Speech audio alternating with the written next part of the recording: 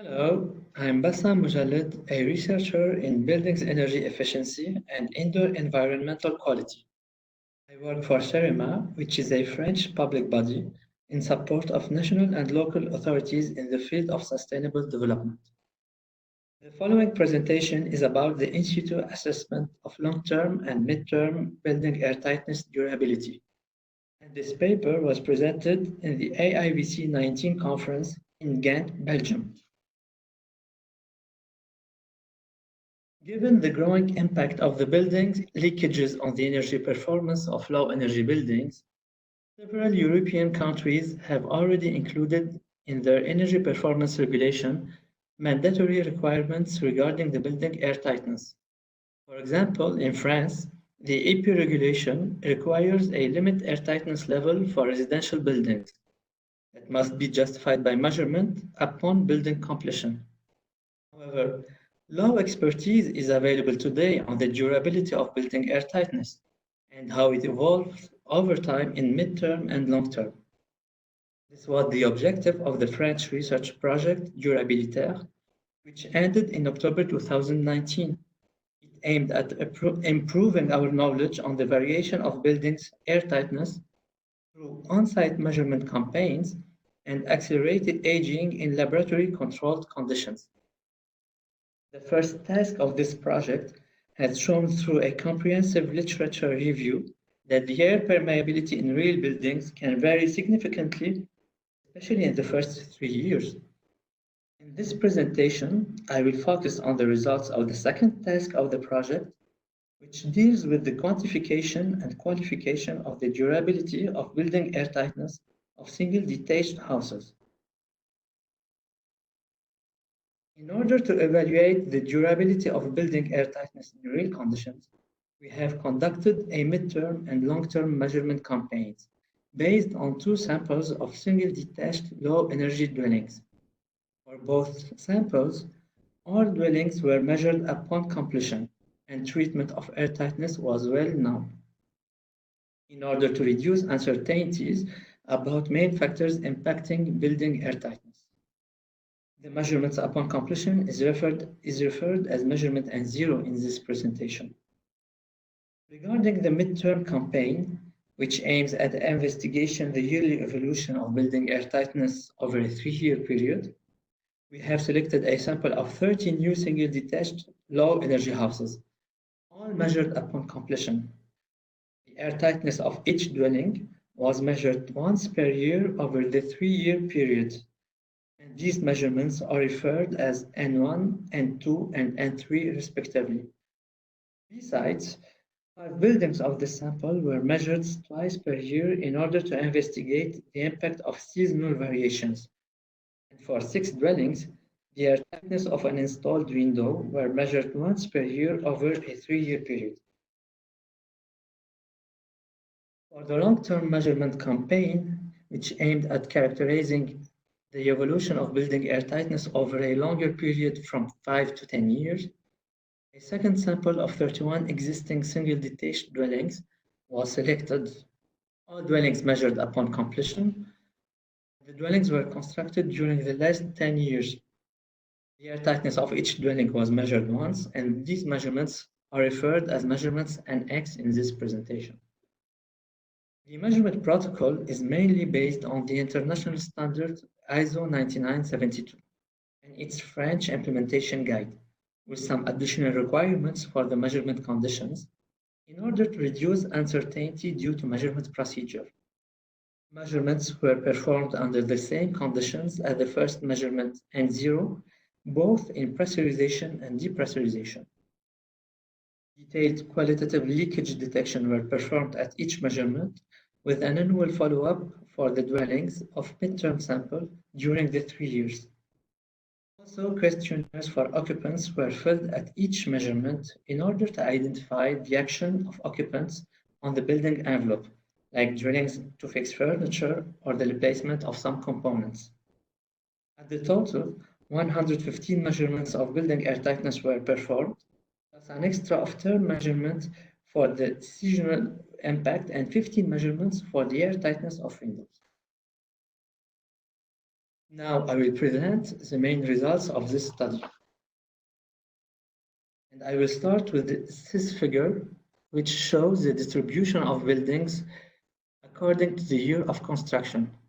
For the midterm sample showed in blue, dwellings were constructed mainly in 2014 and 2015. The first year measurements N1 were performed from 1 to 3 years after the measurements N0, with an average time span of 1.7 years. Indeed, the measurements were delayed due to the difficulty in finding occupants willing to be involved in a 3-year-long measurement campaigns. In order to compensate this delay, the average time spans between the following measurements were slightly lower than 1 year. For the long-term sample shown in orange, dwellings were constructed between 2009 and 2015, and all measurements NX were conducted in 2017, from 3 to 8 years after N0, with an average time span of 4.6 years. So only 9 houses older than 5 years were measured.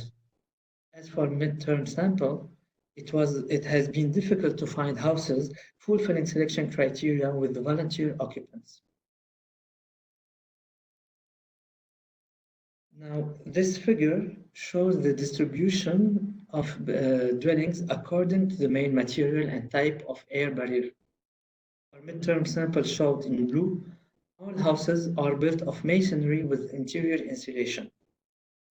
The airtightness is treated in the same way for all dwellings through plaster boards and mastics at the inside facing of the walls, called air barrier C. And for long-term samples showed in orange, majority of houses are built of masonry with interior insulation against 6 wooden houses. Airtightness of masonry houses is mainly ensured by coating on the masonry, which is the air barrier B, while the airtightness of wooden houses is ensured by the vapor barrier, which is the air barrier A. Now I will present the results of the air permeability measurements, expressed according to Q50, which is the air leakage rate at the reference pressure difference of 50 Pascal. This figure shows the box plots of Q50 for the different measurements of midterm sample. For the measurements N0, tests were performed by either pressurization or depressurization, unlike the other measurements where tests were performed by both pressurization and depressurization. So box plots show the results of the measurements N1, N2, and N3 for the same houses tested by pressurization or depressurization at N0 in order to be comparable to the reference measurements N0. So for the midterm sample, we can observe a significant increase in the mean air leakage rate Q50 between the measurements N0 and N1 by almost 59 cubic meter per hour, so an increase by plus 18%. The air leakage rate stabilized at N2 and N3. As for the midterm sample, this figure shows the box plots of the measured air leakage rates Q50 for the long-term sample. And we observe similar results with significant increase in the mean air leakage rate Q50 between measurements N0 and measurements NX by almost 68 cubic meter per hour and an increase by plus 20%. Now, if we look at the variations of the evolution in Q50 against the time span between measurements on this figure, we can see a lack of correlation between the evolution in Q50 and the age of the houses for both midterm and long-term samples. Therefore, the air permeability does not seem to change with the age of the building. It varies mainly during the first 2 years of the building and then stabilizes as observed in the previous studies. Variations during the first 2 years may have several origins, including the actions by the occupants when they move in the building, like installing furniture, picture frames, or the first heating of the building. In order to go further in the understanding of the variation of buildings' airtightness, we have examined the evolution of air leakage rate Q50 regarding buildings' main characteristics and modifications by occupants. This figure shows on the left y-axis the relative gap in Q50, and on the right y-axis the evolution in Q50 between various measurements for all houses of the midterm sample. The houses on the x-axis are sorted in ascending order of the evolution in the air leakage rate Q50. They are classified into 4 categories depending on the evolution in Q50. 5 houses with significant decrease of the air leakage rate, 13 houses with no or little variation of the air leakage rate, 6 houses with moderate increase of the air leakage rate, and finally 5 houses with a strong increase of the air leakage rate. Now, among the different factors analyzed, we mainly identified the following factors. First, the number of levels. As you can see on this figure, we are generally observing an upward trend of the air leakage rate for 2-story detached houses, which seems to deteriorate more than 1-story houses. This can be explained by the structural movement due to foundation settlement. The evolution of the air leakage rates also seems to be sensitive to the type of roof. If you look in particular at the 2 houses with exposed wood frame, one of the 2 houses has become much leakier with an increase by plus 180%, mainly because of leakages appearing at the junction between the wood and plasterboard due to the shrinkage of mastic, while the airtightness of the other house has remained almost stable. Knowing that both houses are tightened with the same method, the conditions of implementation of the air barrier seem to have an impact on the durability of the airtightness. Finally, we observe that the airtightness of the 6 wooden houses of the long-term sample has generally remained stable and even improved for 2 houses. It is interesting to note that laboratory testing has come to the same conclusion on wood structure. This may be due to the expansion of wood with the humidity. It would expand the wood and therefore reduce leakages. The evolution in the number of observed leakages between various measurements was also analyzed. This figure shows on the left y-axis the evolution in the number of leakages for midterm sample for different categories of leakages, and the right y-axis shows the evolution in Q50. The houses on the x-axis are sorted in ascending order of the evolution in Q50. First, we observe an increase in the number of leakages for doors and windows, electrical components, penetrations through envelope, and the junctions between walls and doors and windows. However, multiple linear regression has been performed and has shown that the evolution in Q50 is not correlated with the evolution in the number of leakages. As you can see on this figure, for some houses with a decrease in Q50, there is an increase in leakages equivalent to houses with a strong increase in Q50.